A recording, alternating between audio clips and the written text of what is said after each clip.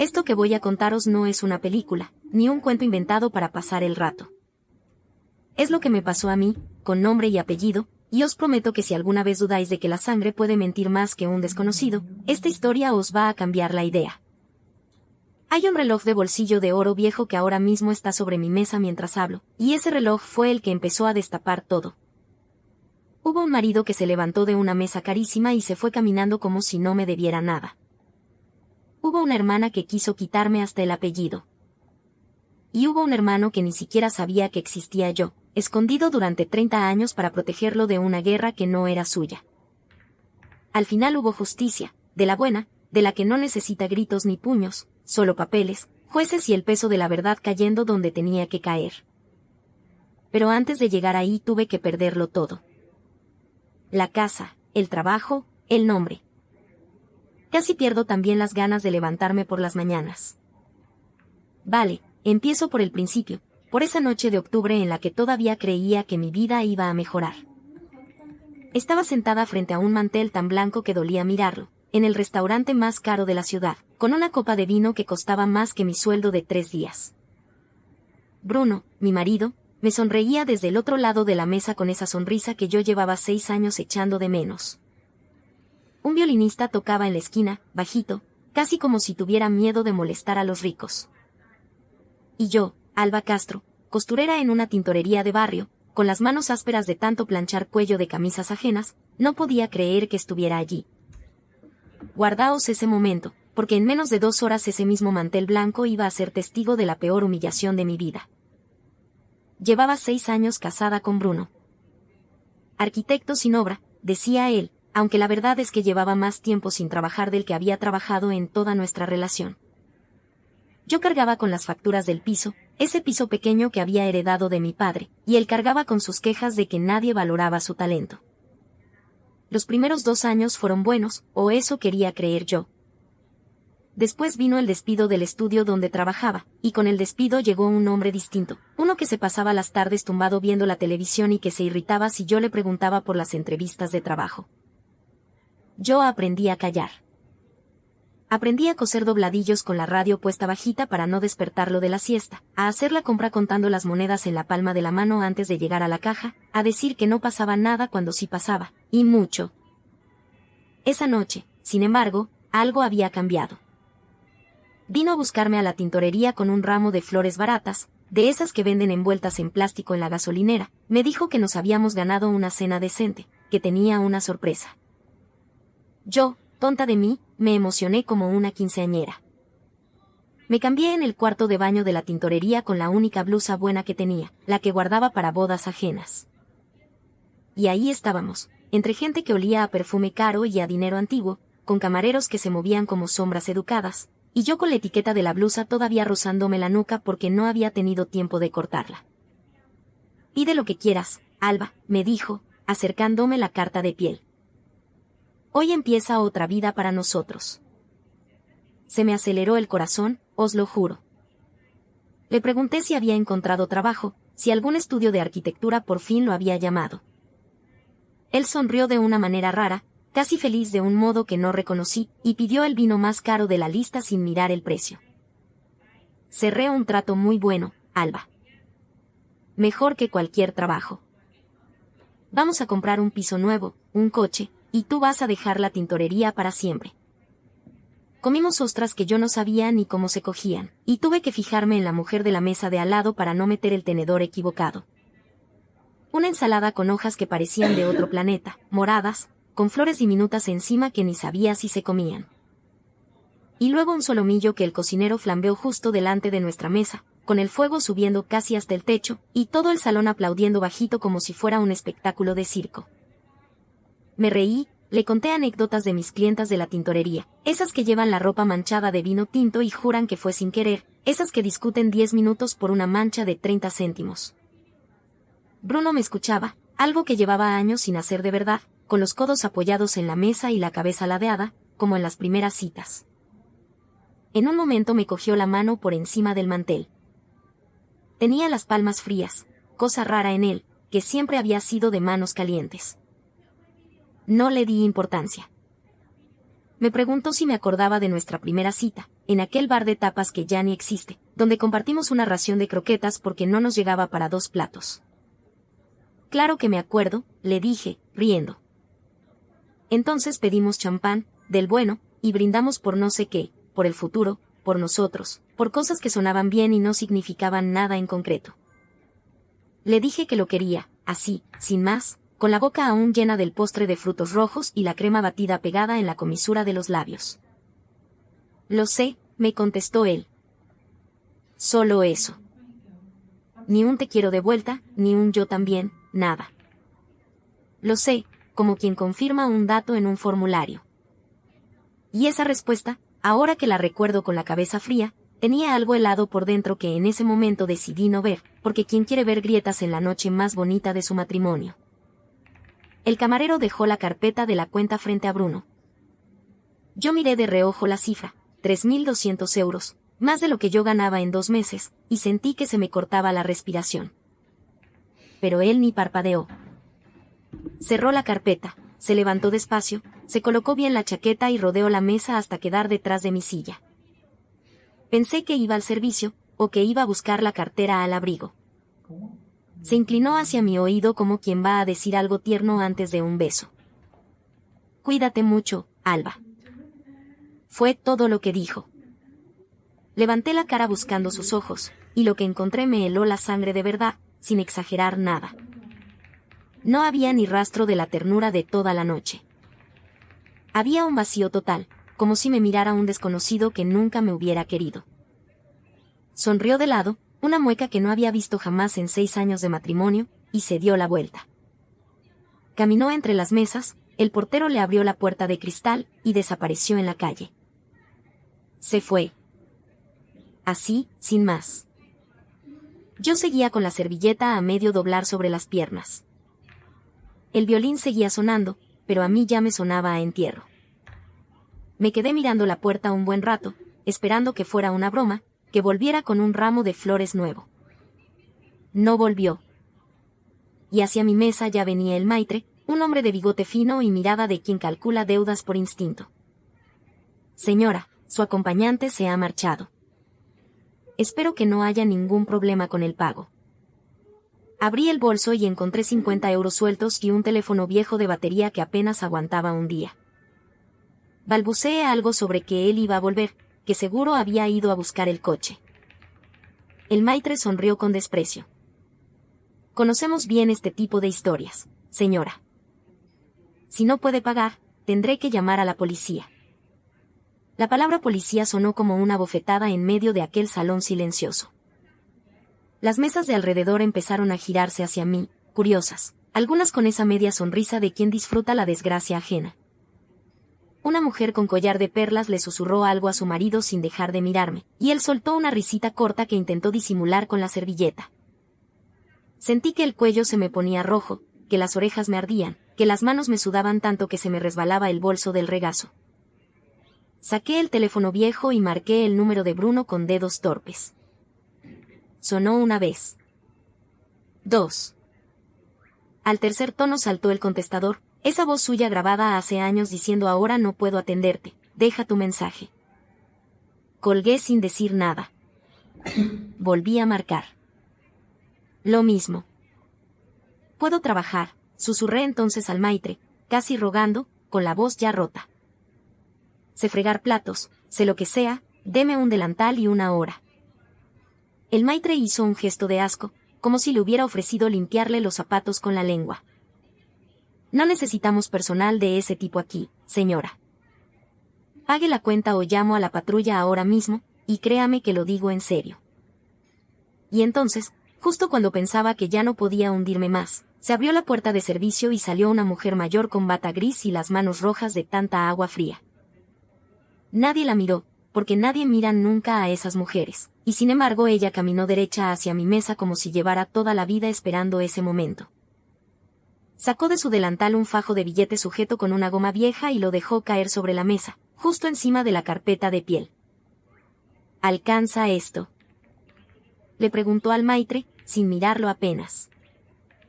El hombre contó el dinero con esa rapidez de quien lleva años tocando billetes ajenos, y asintió, desconcertado. Sí, Señora, alcanza de sobra, pero, ¿quién es usted? Ella no le contestó ni una palabra, ni siquiera lo miró. Me cogió de la mano, con una fuerza que no esperaba de unos dedos tan huesudos y ajados por el agua fría de tantos años fregando, y tiró de mí lejos de la mesa, lejos de las miradas que aún me quemaban la nuca como si fueran brasas. Caminamos por un pasillo estrecho que olía a lejía y a caldo, hacia la zona de servicio del restaurante. Allí, bajo una bombilla que zumbaba más de lo que alumbraba, se paró y me miró fijo a los ojos. ¿Es usted la hija de Emilio Castro?, me preguntó, sin rodeos. Solo pude asentir.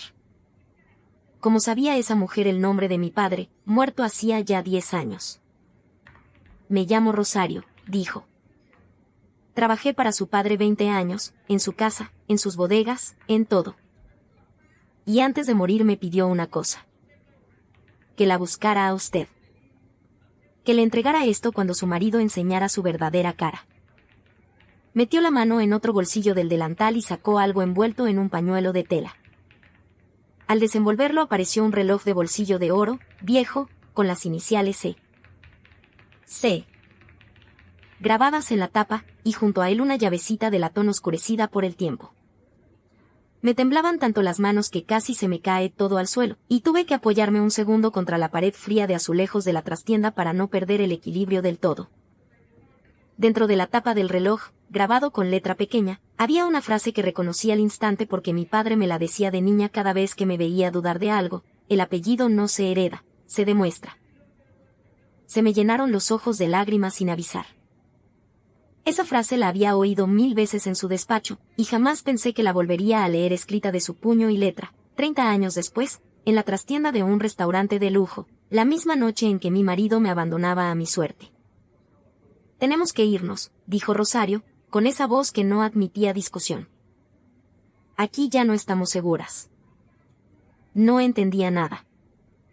¿Seguras de qué? Pero la seguí como una niña, todavía con el reloj y la llave apretados en el puño, mientras ella me sacaba por la puerta trasera hacia un callejón que olía a basura y a lluvia reciente. Una hora antes estaba entre manteles de lino y violines. Ahora estaba entre contenedores, con mi vida entera hecha pedazos a mis pies, y ni siquiera sabía todavía cuánto más se iba a hundir. Rosario paró un taxi en la esquina con la mano en alto, como quien lo ha hecho toda la vida. Al hombre del volante le dio una dirección que yo no conocía, en la otra punta de la ciudad.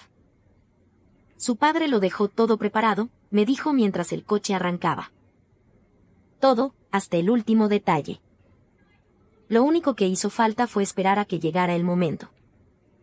Yo miraba por la ventanilla las luces de la ciudad pasando borrosas, y en mi cabeza solo sonaba una y otra vez la voz de Bruno diciendo: cuídate mucho, Alba, con esa frialdad que no le había visto ni una sola vez en 6 años.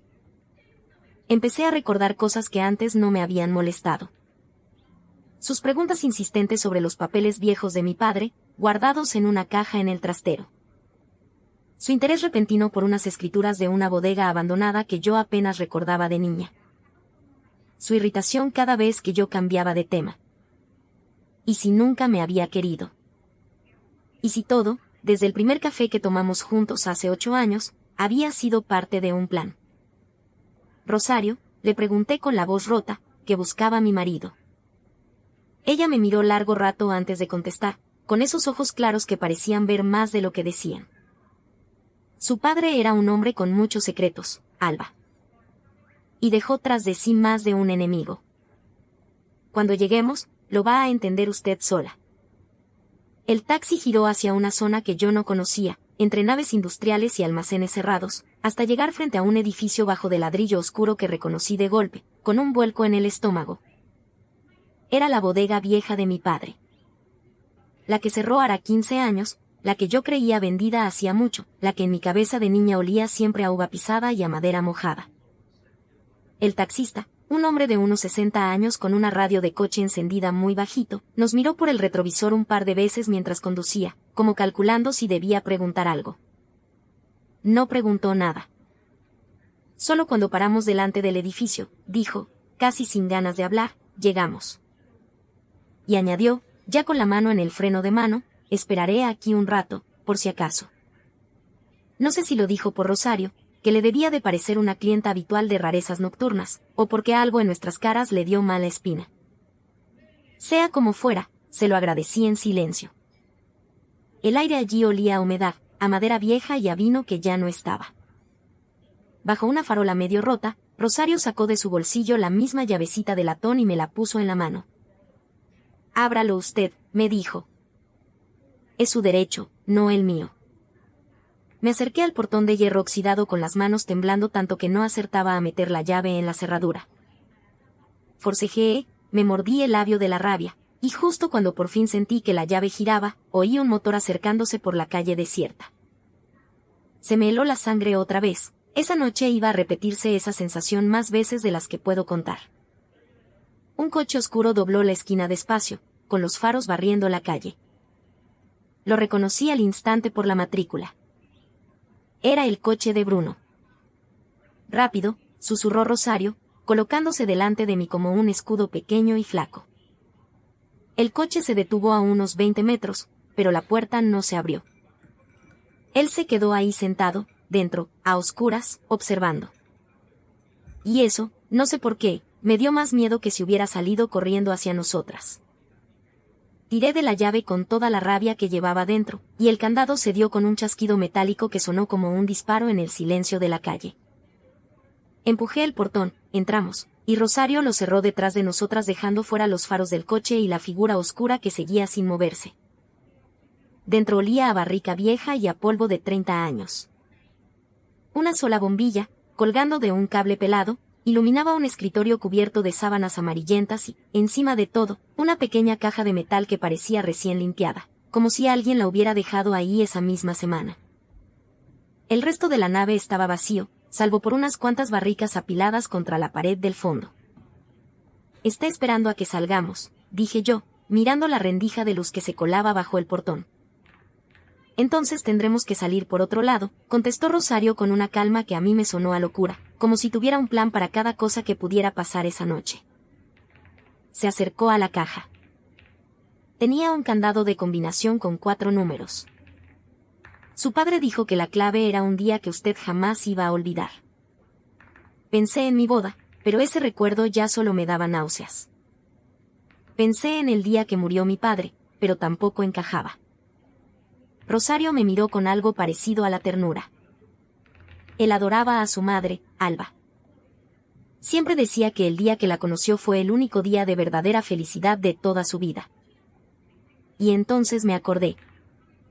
Mi padre me lo contó una sola vez, de niña, casi como quien no quiere que se le olvide un secreto pequeño. La vio por primera vez un 12 de octubre, en la vendimia del pueblo, cuando ella llevaba un ramo de espliego morado en la mano. Marqué los 4 números con los dedos aún temblando. Un clic seco, y la tapa se abrió. Dentro, sobre un paño de terciopelo verde, había un montón de papeles y, encima de todo, una hoja mecanografiada con un título que me heló otra vez, como si aquella noche no tuviera límite para el frío que podía meterse en mi pecho. Decía Confesión de Emilio Castro. Empecé a leer, y sentí que el suelo se movía bajo mis pies. Reconocí la máquina de escribir con la que estaba redactado.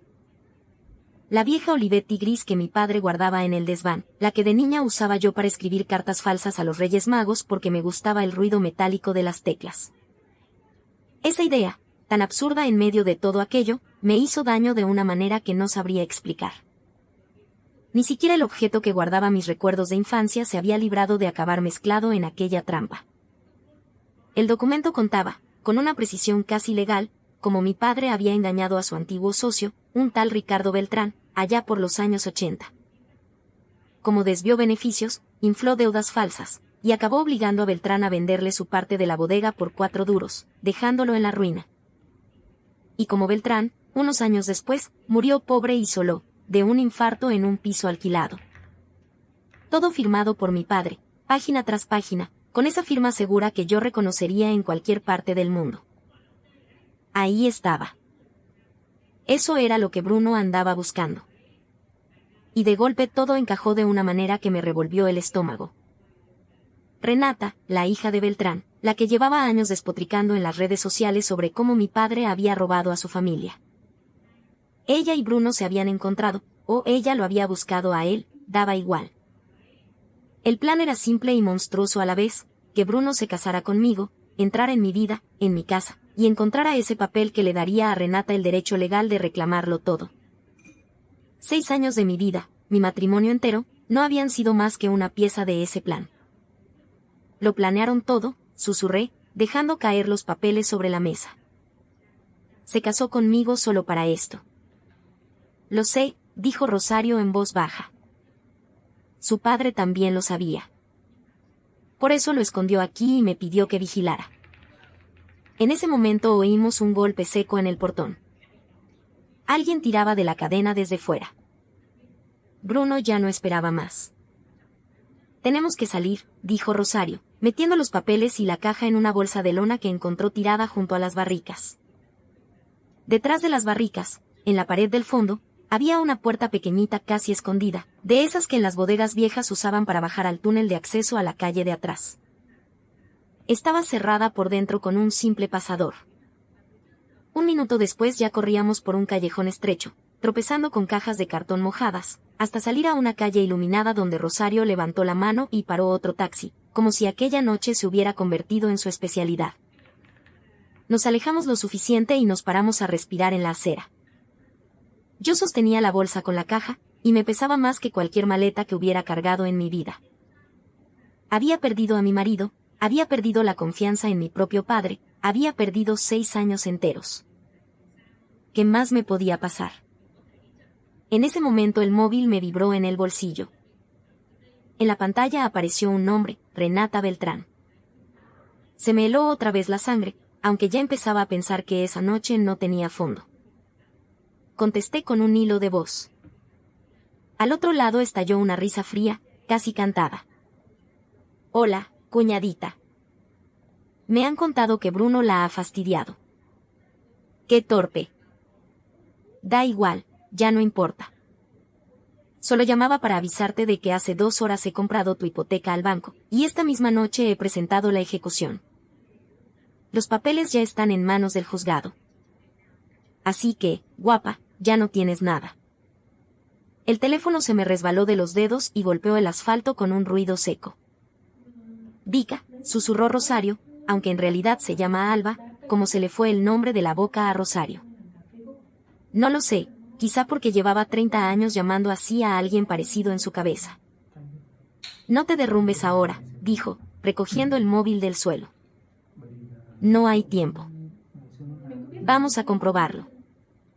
Y comprobarlo significaba volver a mi piso, ese piso pequeño heredado de mi padre donde había vivido toda mi vida de casada, el mismo donde había pintado yo misma las paredes de la cocina un verano entero, subida a una escalera con las manos llenas de pintura amarilla.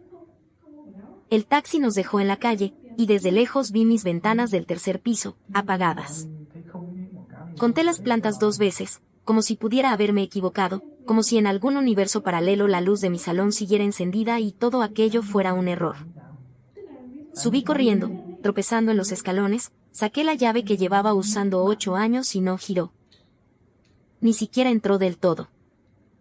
Probé otra vez, y otra, hasta que la vecina de al lado, la señora Pilar, abrió la puerta con la cara de quien lleva rato esperando para contar algo. Alba, hija, si te han desahuciado esta misma tarde. Vinieron unos hombres a cambiar la cerradura. Dijeron que lo pidió tu cuñada. Las piernas se me aflojaron de verdad, no como una expresión, sino literal, como si de repente pesaran el doble. Abajo, apoyada en un coche caro, con el abrigo perfecto y el pelo recién peinado, estaba Renata, sonriendo como quien mira un insecto aplastado en la acera. A su lado, un abogado con maletín. Vaya, hermanita, no puedes entrar en tu propia casa. ¡Qué pena! No te preocupes, ya me encargo yo de tirar tus cosas. El abogado me tendió unos papeles. Alba Castro, esta es la ejecución hipotecaria por impago, con el aval firmado por su marido incluido en la operación. La propiedad ya no le pertenece. Cualquier intento de entrar será considerado allanamiento. En una sola noche me había quedado sin casa, sin marido y con 50 euros en el bolso. Vámonos, dijo Rosario, tirando de mí otra vez. Aquí ya no tenemos nada que hacer. Fuimos en taxi hasta un barrio al otro lado de la ciudad, a un bloque gris de 9 plantas donde vivía Rosario, en un piso pequeño pero limpísimo, con cortinas almidonadas y un manojo de tomillo seco colgando en la cocina. El ascensor olía a lejía y subía tan despacio que se podían contar los pisos por el chirrido de cada parada. Nada allí sobraba. Los muebles eran viejos pero fuertes, el suelo brillaba como si lo fregaran cada noche, y en un rincón, sobre un aparador de madera oscura, había una foto en blanco y negro de una boda que yo no reconocí. Aquel piso era la contradicción exacta de todo el caos que llevaba dentro esa noche. «¿Vivirás aquí?», me dijo sin ceremonias, sirviendo agua caliente en 2 tazas. «Este piso me lo compró tu padre hace años». Me dijo: «Rosario, tómalo, por si acaso, la vida es complicada y mis hijas son distintas». Como si supiera que este día iba a llegar. Le pregunté si mi padre sabía de verdad lo que Renata era capaz de hacer. Asintió, sin apartar la mirada. Y con Bruno, empezó a sospechar, dijo. Notó que le interesaban demasiado los papeles viejos, por eso los escondió. Me dijo que esa confesión era solo un cebo. Un cebo, repetí, sin entender nada. Eso significa que su padre no engañó al padre de Renata, dijo Rosario, muy despacio, como quien mide cada palabra antes de soltarla. Le compró su parte de forma honesta, pagó un buen dinero por ella. Pero Ricardo Beltrán era jugador, se lo gastó todo en las carreras de caballos, y le mintió a su familia diciendo que lo habían estafado. Renata creció con esa mentira metida en la sangre, y su padre sabía que jamás la iba a sacar de ahí a base de explicaciones. Por eso escribió esa confesión falsa, como una trampa para ratas, para ver quién de su entorno mordía el anzuelo primero. El mundo se me volvió a poner del revés. Entonces mi padre no era un ladrón. Entonces aquel papel que acababa de destrozarme la vida era mentira de principio a fin. Pero si existía la verdad, le pregunté, ¿para qué hacía falta la mentira? Porque el verdadero secreto de tu padre no está en ningún papel, contestó Rosario, bajando aún más la voz. El verdadero secreto es una persona. En ese momento sonó el timbre. Di un salto en la silla, convencida de que nos habían encontrado también allí. Pero Rosario no se inmutó.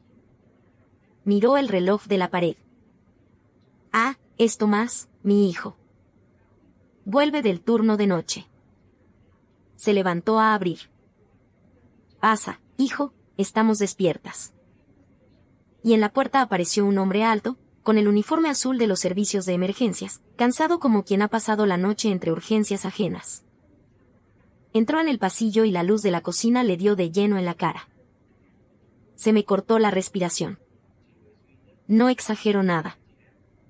Había visto ese rostro 1000 veces en fotos viejas del álbum de mi padre. Los pómulos altos, la nariz recta, ese gesto terco en la boca. Era mi padre, 30 años más joven. Era imposible, pensé, tenía que ser una alucinación del cansancio y el shock de aquella noche interminable. «Mamá, ¿ha pasado algo?», preguntó él, colgando la chaqueta en el gancho de siempre. «Tenemos visita». Me miró y en sus ojos no había nada más que curiosidad educada.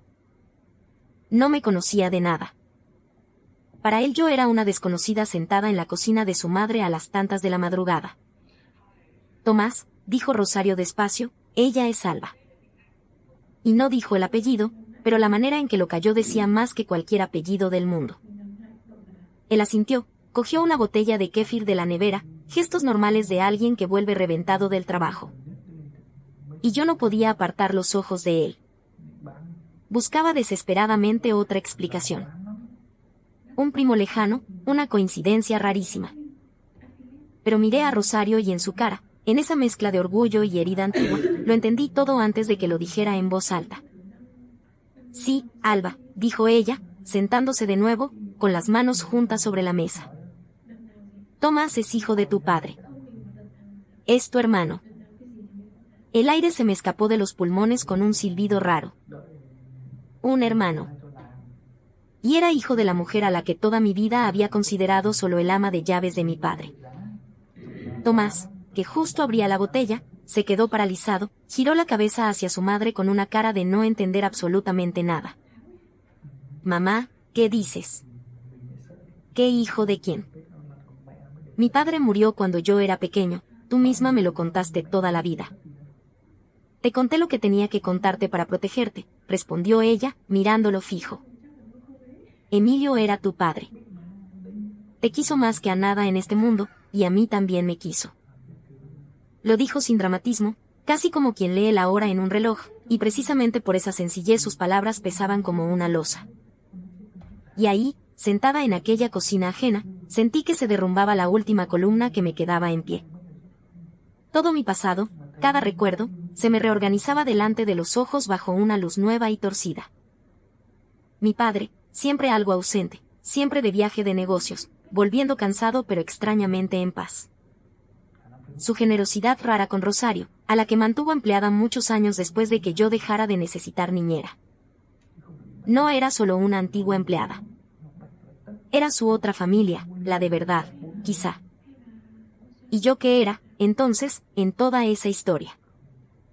Recordé los vestidos caros, los mejores colegios, los veranos en la playa. Todo eso lo tuve, sí. Pero, ¿hubo cariño de verdad en aquello, o solo una obligación social, una fachada de respetabilidad, mientras su vida verdadera transcurría en secreto, en otro barrio, con otra mujer y otro hijo?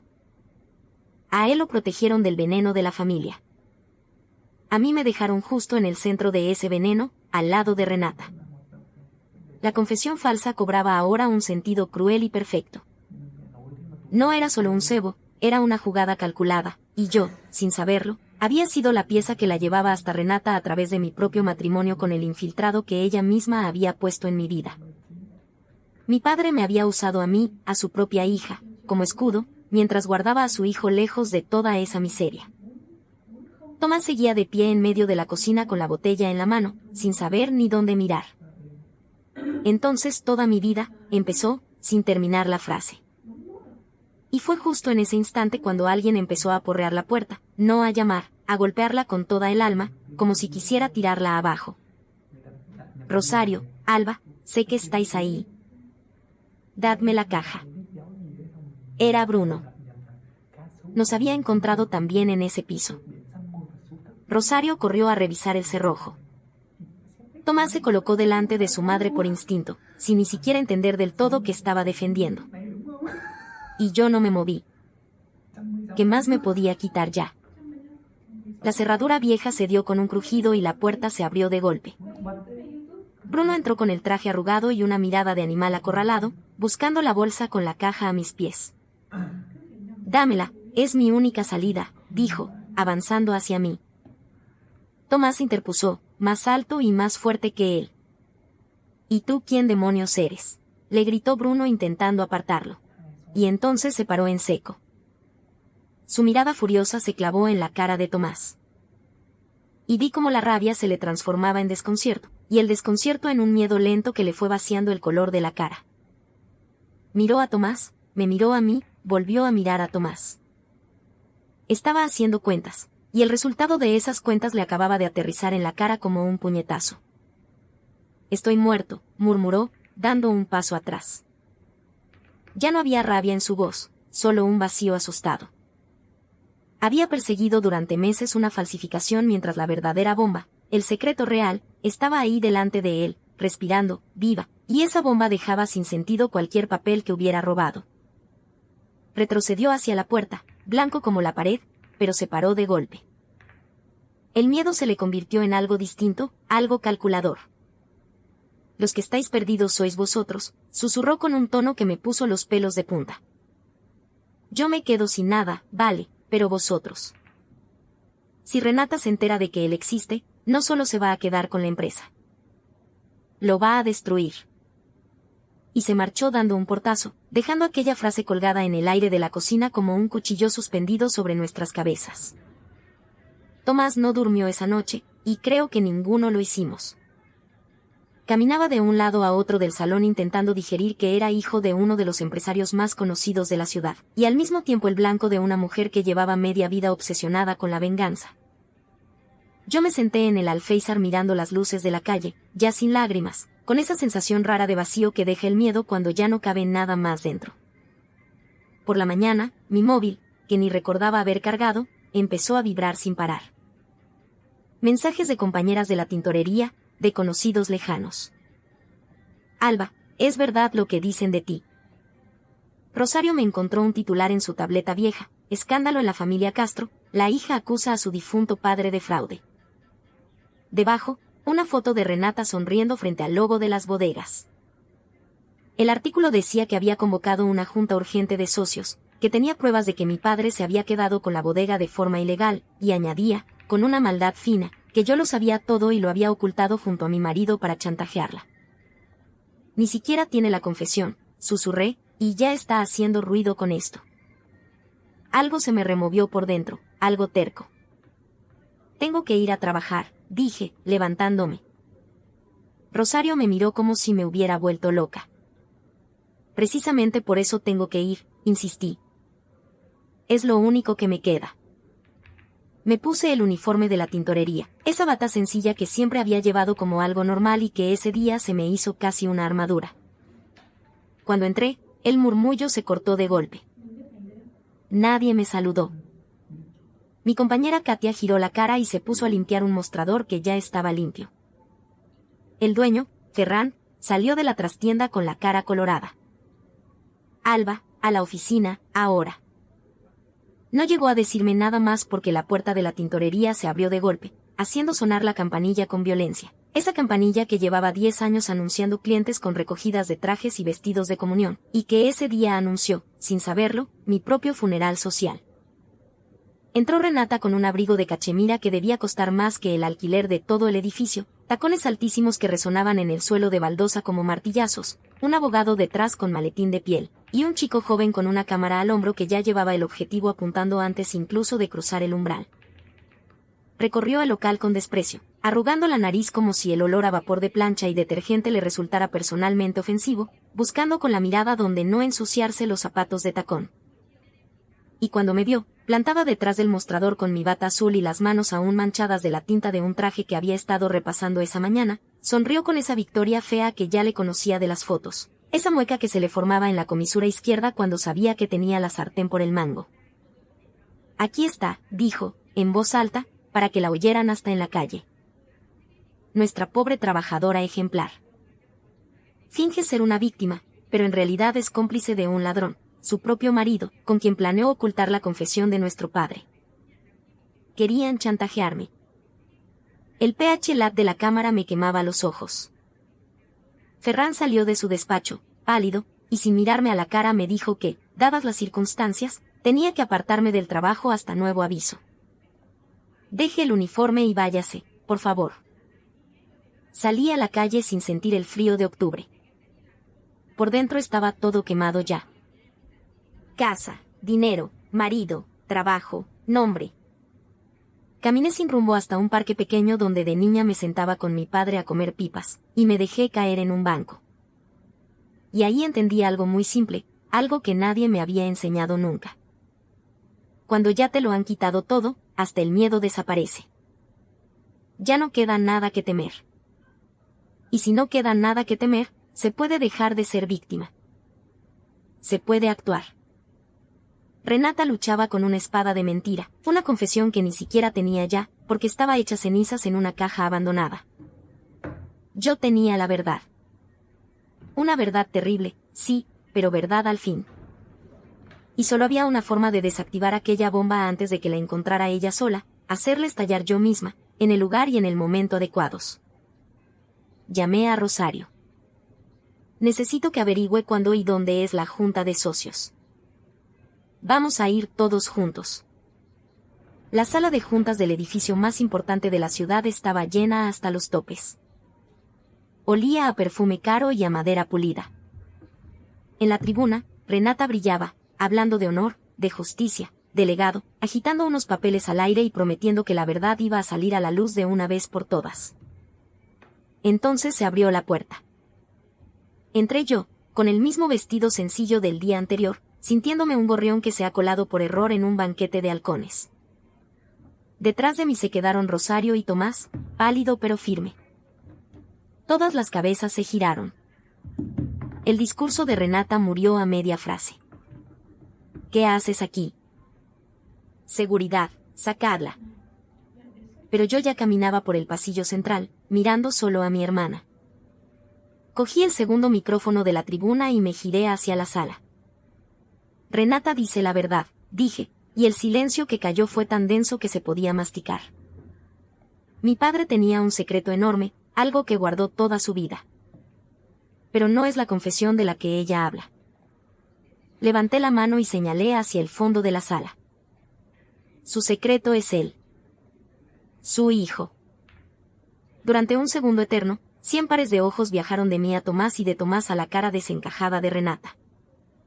Y luego la sala explotó. Gritos, gente levantándose, el cámara de Renata girándose sin pensarlo para fotografiar a Tomás, que se había quedado clavado en la puerta. Mentira, gritó Renata, roja de purria, con el peinado ya deshecho. Es un actor, lo ha contratado, seguridad, sacada a ese impostor. Yo no me moví. Dejé que el griterío subiera y bajara solo, y cuando por fin empezó a apagarse volví a hablar. Tomás, ven, por favor. Él avanzó por el pasillo despacio, entre filas de gente bien vestida, con su ropa modesta pero limpia, y cuanto más se acercaba, más silencio se hacía en la sala, porque todos podían verlo, todos podían comprobar lo que yo había visto la noche anterior. El parecido no era solo notable. Era total. Míralo, es un Castro puro, murmuró alguien en primera fila. Increíble, decía otro. Tomás llegó junto a mí y se quedó mirando no al público, sino a Renata, con una expresión que no era de rencor, solo de un desconcierto profundo. No es ningún actor, continué. Es mi hermano. Y ella, dije señalando a Rosario, es Rosario López. Trabajó 20 años para nuestro padre, y es la madre de Tomás. Rosario dio un paso al frente con una carpeta de cartón atada con un cordel. La abrió sin ceremonia sobre la mesa presidencial, delante del presidente de la Junta, un hombre mayor de gafas gruesas. Cartas amarillentas primero, luego un fajo de justificantes bancarios. Estas son cartas de Emilio para mí y para su hijo, dijo, con la voz temblando pero firme. 30 años. Y aquí están las transferencias, cada mes, para su ropa, sus estudios, su vida entera. Nunca lo abandonó ni un solo día. El presidente cogió una de las cartas y la acercó a los ojos, ajustándose las gafas con un gesto lento, casi ceremonioso. Leyó en voz alta un fragmento, sin que nadie se lo pidiera, quizá porque necesitaba oírlo él mismo para creérselo. Decía así: querido Tomás, hoy cumples 8 años y no he podido estar contigo por el viaje a Burdeos, pero le he pedido a tu madre que te compre esa bicicleta roja que tanto mirabas en el escaparate. Perdóname, hijo, algún día lo entenderás todo. La sala entera se quedó tan callada que se oía el zumbido del proyector apagado en el rincón. Todos conocían aquella letra ancha y segura, la misma que había firmado contratos, escrituras, cheques durante 40 años. El presidente miró a Tomás, luego a Renata, con la cara descompuesta, como quien descubre que ha estado jugando una partida entera con las cartas marcadas por el propio destino. ¿Y qué cambia eso?, gritó Renata, intentando recuperar terreno. Vale, tenía un hijo fuera del matrimonio, eso no le da ningún derecho.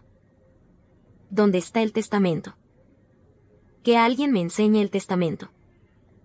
Aquí está el testamento, dije yo. O mejor dicho, aquí está el papel por el que mi hermana ha destrozado mi vida entera. Levanté del suelo la bolsa de lona, saqué la caja de metal, y de ella el fajo de hojas mecanografiadas. Esta es la mentira por la que Renata me quitó la casa. La mentira por la que me humilló delante de todo el mundo. El papel que, según ella, le da derecho a todo. Me acerqué a una chimenea decorativa que había en un rincón de la sala, presioné el botón, y las llamas de gas se encendieron detrás del cristal. Ante los ojos atónitos de todos, empecé a meter las hojas dentro, una a una. No, gritó Renata, pero ya era tarde. El papel se ennegrecía, se curvaba, se hacía ceniza. Un silencio de piedra cayó sobre la sala, roto solo por el ruido del fuego y la respiración entrecortada de mi hermana. Cuando la última hoja se consumió, cerré la chimenea y me giré. Renata se lanzó hacia mí y me clavó las uñas en la muñeca. ¿Qué has hecho, idiota. Me susurró con veneno puro. ¿Crees que esto acaba aquí? Sé que existe un testamento de verdad, sé que existe. Cálmate, Renata. Ya has perdido. La que ha perdido eres tú. Dámelo, o le cuento a los acreedores de Bruno dónde está escondido, y no va a acabar bien para él. La única pena, contesté, es que no va a poder pagarte lo que te debe. Entonces Rosario dio un paso adelante, abrió con calma su bolso viejo, y sacó un pliego doblado en 4, con sello notarial en la esquina. ¿Esto buscas, Renata? La reconocí al instante. Era el testamento verdadero de mi padre. Renata se abalanzó sobre Rosario con un gruñido, pero yo fui más rápida y cogí el pliego un segundo antes de que ella lo alcanzara. Su mano se cerró en el aire. Vale, ya está, dije, con una calma que a mí misma me sorprendió. Se acabó, Renata. Se acabó de verdad.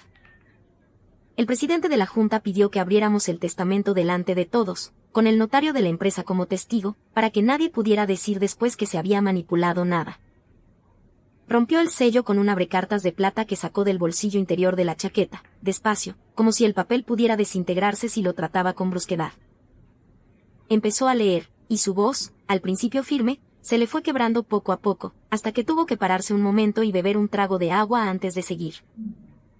Mi padre había dejado escrito, con esa letra suya tan clara, que ambos herederos, Alba y Tomás, recibiríamos partes iguales de las bodegas, con una condición única, que nos cuidáramos el uno al otro, pasara lo que pasara, porque el apellido, decía la última línea, no se hereda, se demuestra. Y añadía, en una postdata que el presidente leyó con la voz ya casi rota del todo, que le pedía perdón a quien tuviera que leer aquello algún día, porque no había sabido hacerlo mejor, pero que lo había intentado a su manera, torpe y tardía, hasta el último día de su vida. Renata quedó fuera del testamento por completo, porque, como explicó el notario, ella nunca había sido hija de Emilio Castro, sino de Ricardo Beltrán, algo que ella misma acabó reconociendo entre lágrimas de rabia cuando ya no le quedaba ningún papel al que agarrarse. Lo que vino después fue todo por la vía de la ley, no por la mía. La ejecución hipotecaria falsa que Renata había presentado con documentos comprados de forma irregular al banco se cayó en cuanto un juez revisó los papeles, y ella acabó con una denuncia por falsificación y estafa procesal encima de la mesa. El propio banco, avergonzado de haber tramitado algo así con tanta prisa, retiró la ejecución en menos de una semana y me devolvió las llaves del piso con una disculpa por escrito que Rosario guardó, no sé por qué, como si fuera un trofeo. Bruno fue detenido 2 semanas después intentando cobrar un cheque falsificado con la firma de mi padre en una sucursal a las afueras, donde pensó que nadie lo reconocería. Me llegó la noticia por un mensaje de una antigua vecina, con una captura de pantalla de un periódico local, y recuerdo que lo leí sentada en la cocina de Rosario sin sentir nada parecido a la venganza, solo un cansancio enorme, como si por fin pudiera soltar un peso que llevaba cargando meses. Entre ese cheque falsificado y las deudas que arrastraba desde hacía años, acabó enfrentándose a varios años de cárcel por fraude documental. Le mandé, semanas después del juicio, una carta corta. No decía gracias por la cena, ni nada parecido a lo que él me dijo aquella noche. Decía solo, espero que encuentres, algún día, algo que valga la pena de verdad. Nunca me contestó, y creo que no lo esperaba. Ni Renata ni él salieron perdiendo por mi mano. Salieron perdiendo porque la mentira, tarde o temprano, siempre acaba pagando su propia factura, con intereses. Los primeros meses después de la junta fueron raros, no os voy a mentir. Tomás y yo nos veíamos casi todos los días, pero seguíamos hablándonos de usted por dentro, aunque de boca nos tratáramos ya de hermanos. Costó. 30 años sin saber el uno del otro no se borran con una sala de juntas y un testamento leído en voz alta, por muy bonito que suene en una historia. Hubo cenas incómodas en las que ninguno sabía de qué hablar, hubo un cumpleaños mío en el que él se presentó con un regalo envuelto de cualquier manera porque no sabía que me gustaba, y hubo una tarde entera, un domingo de lluvia, en que nos sentamos en la cocina de Rosario a mirar fotos viejas sin decir casi nada, solo señalando caras y preguntando quién es este, quién es esta, hasta que en una de esas fotos aparecimos los dos. Sin saberlo, en la misma feria del pueblo, con quizá 3 años de diferencia entre una foto y otra, los dos correteando cerca de la misma noria sin habernos cruzado nunca. Ese día lloramos los dos, y fue la primera vez que nos abrazamos de verdad, no por cortesía, sino porque hacía falta. Renata desapareció de la ciudad poco después del juicio. Alguien me dijo que se había mudado al norte, a vivir con una tía, lejos de las miradas que antes la admiraban y que ahora la señalaban por la calle. No sentí alegría cuando me lo contaron. Sentí, si acaso, una especie de tristeza rara, porque en el fondo Renata también había sido víctima de una mentira que no eligió, la que le contó su propio padre sobre el mío. Solo que ella decidió construir su vida entera sobre esa mentira en lugar de cuestionarla, y eso, al final, fue lo que la hundió. Meses después, Tomás y yo reabrimos la bodega vieja donde todo empezó a destaparse aquella noche. Limpiamos las barricas una por una, con estropajo y paciencia. Cambiamos el portón oxidado por uno nuevo pero pintado del mismo verde botella que tenía el original, porque a los dos nos pareció importante conservar algo del sitio tal y como lo dejó nuestro padre. Colgamos en la entrada una foto pequeña de él, con Rosario al lado, sin escondernos ya de nadie, y debajo un cartel de madera con el nombre nuevo de la bodega, que decidimos entre los tres una noche de vino barato y risas: Bodegas Hermanos Castro. Ninguno de los dos quiso ponerle un nombre solo, aunque legalmente hubiéramos podido. El reloj de bolsillo se lo di a Tomás, porque me pareció que le pertenecía más a él que a mí, y porque quería que llevara siempre encima esa frase grabada en la tapa, la misma que repetí aquella noche en la sala de juntas y que repito ahora, aquí, para cerrar esta historia. Él la lleva colgada del cuello con una cadena, no en el bolsillo, dice que así no se le pierde, y cada vez que la toca, sin darse cuenta, yo sé exactamente en qué está pensando. El apellido no se hereda, se demuestra. Yo perdí un marido que nunca me quiso, una casa que no era mía de verdad y un trabajo que no valoraba lo que yo daba. Pero gané un hermano, gané una verdad que dolió pero que al final me hizo libre, y gané la certeza de que la dignidad, cuando se sostiene con calma y con pruebas, siempre acaba pesando más que cualquier mentira, por muy bien vestida que venga. Hay una cosa más que quiero contaros antes de despedirme, porque creo que es la que de verdad cierra esta historia. Un año después de todo aquello, un 12 de octubre, la misma fecha de la vendimia en la que mi padre conoció a mi madre, fui sola al cementerio a ver la tumba de mi padre. Llevé un ramo de espliego morado, como el que llevaba mi madre el día que él la conoció, aunque a ella nunca llegué a conocerla yo tampoco. Me quedé un buen rato de pie frente a la lápida, sin saber muy bien qué decirle, porque tenía dentro rabia y agradecimiento a partes iguales, y esas dos cosas no se llevan bien cuando intentas ponerlas en palabras. Al final, después de mirar un buen rato el nombre grabado en la lápida y las fechas que ya me sabía de memoria, solo le dije una cosa en voz baja, casi para mí misma, casi para el viento que movía las ramas del ciprés de al lado. Le dije que lo entendía, que no estaba de acuerdo con la forma, pero que entendía el fondo. Que un hombre que ha hecho daño intenta, a su manera torpe y tardía, arreglarlo antes de irse, aunque para arreglarlo tenga que usar a sus propias hijas como piezas de un tablero que ninguna de las dos pidió jugar. Le dije que Tomás y yo estábamos bien, que la bodega volvía a oler a uva y madera, que Rosario seguía viva y sana y regañándonos a los dos como si tuviéramos 10 años. Y le dije, por último, que había aprendido su frase de memoria, la del reloj, pero que ahora la entendía distinta, más mía. Que el apellido no se hereda, cierto, pero tampoco se demuestra solo con dinero ni con papeles notariales. Se demuestra levantándote cada vez que alguien intenta convencerte de que no vales nada, y decidiendo, aún así, no convertirte en la misma clase de persona que te hizo daño. Me sequé las lágrimas con el dorso de la mano, dejé el ramo apoyado en la piedra fría, y me fui caminando despacio, sin prisa, por primera vez en mucho tiempo sin miedo a lo que pudiera encontrarme al llegar a casa. Porque esa vez sabía exactamente quién me esperaba allí, en la puerta de la bodega, con 2 copas de vino ya servidas y una sonrisa que ya no me costaba ningún esfuerzo reconocer como sincera. Y sabía, sobre todo, que esa persona jamás me iba a dejar tirada con la cuenta sin pagar. Si habéis llegado hasta aquí, contadme en los comentarios desde donde estáis escuchando esto, porque me gusta imaginar cuántos rincones distintos comparten esta misma sensación de justicia cumplida. Y si os ha gustado, ya sabéis, dadle a seguir para la próxima historia. Gracias por quedaros hasta el final conmigo.